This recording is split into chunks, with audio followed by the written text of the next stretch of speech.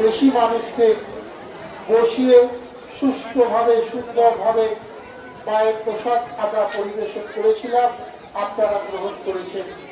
তাই আজকে মহা অষ্টমীর পূর্ণ সন্ধ্যায় আমরা আপনাদের কাছ থেকে সেই সহযোগিতা চাইছি। আপনারা আসুন, আমাদের কার্যালয়ে এসে আপনার চাঁদা আপনি আমাদের হাতে তুলুন।